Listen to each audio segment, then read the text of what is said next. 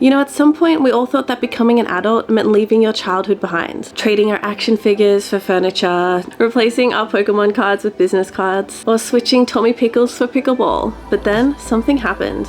More and more of the stuff that we loved as kids started making a comeback. And suddenly being an adult didn't mean leaving your childhood behind. It just meant that you can afford it now. And it's not just us regular people.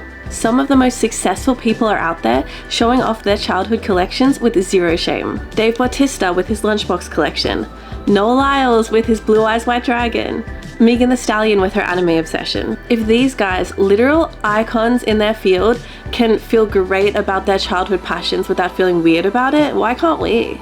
And the truth is, nostalgia is not a sign of immaturity, it's a sign of joy. With everything going on in the world, if collecting vintage toys or playing old school games makes you happy, then as far as I'm concerned, that's as adult as you get. We work hard, we pay our bills, and we deserve our tiny plastic serotonin boosts. So if you ever felt too old to buy a nostalgic toy, let me be the first to tell you, go get it, you've earned it. Few things hit harder than childhood nostalgia. Whether it's an old cartoon theme song, the sound of a dial-up modem, or the sound of opening a crisp Pokemon booster pack. Nostalgia is powerful. These weren't just toys, these were our first friendships, our tiny sources of comfort, and let's be honest, our first taste of consumerism. Decades later, we're still obsessed, but why? Turns out science has the answer. Studies show that nostalgia isn't just a warm, fuzzy feeling, it's actually a coping mechanism. When life feels chaotic, our brains seek comfort in the past. And nothing screams simpler times than a toy that reminds us of our very simple childhood problems, like getting detention for writing on the desk in year 3. Or is that just me?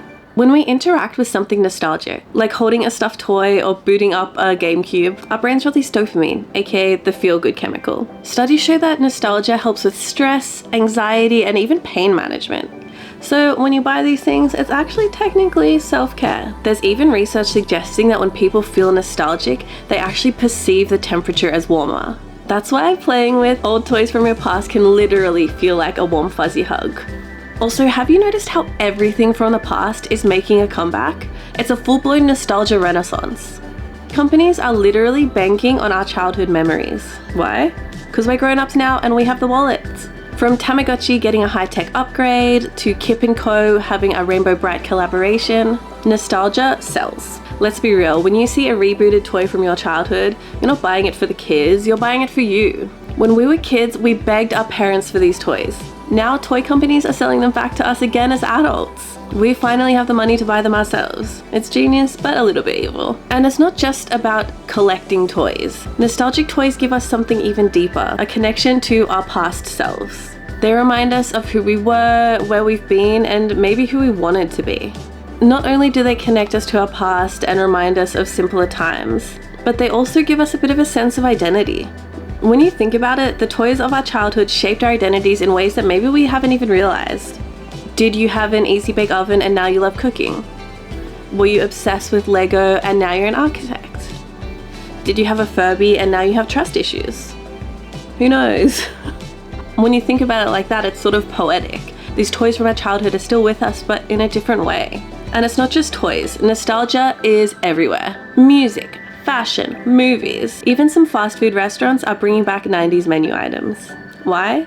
Because nostalgia is a whole economy now. So whether you're dusting off an old Game Boy, collecting VHS tapes, or spending way too much on a vintage Pokemon hoodie, you're not alone.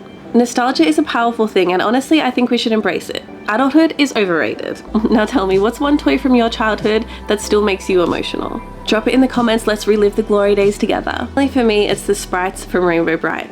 I think I get more nostalgia from these than even from actual Rainbow Bright herself. No offense. If you're new here, please subscribe. I'm Emily, I run Natsukaishi Retro, a vintage toy shop based on nostalgia and all the fuzzy feelings that come with that. I am wanting to make a lot more videos this year. I would love some ideas what you guys want to learn about. I've got a bunch of ideas in all different genres. Do you want to learn about toys? Do you want to learn about the psychology behind nostalgia?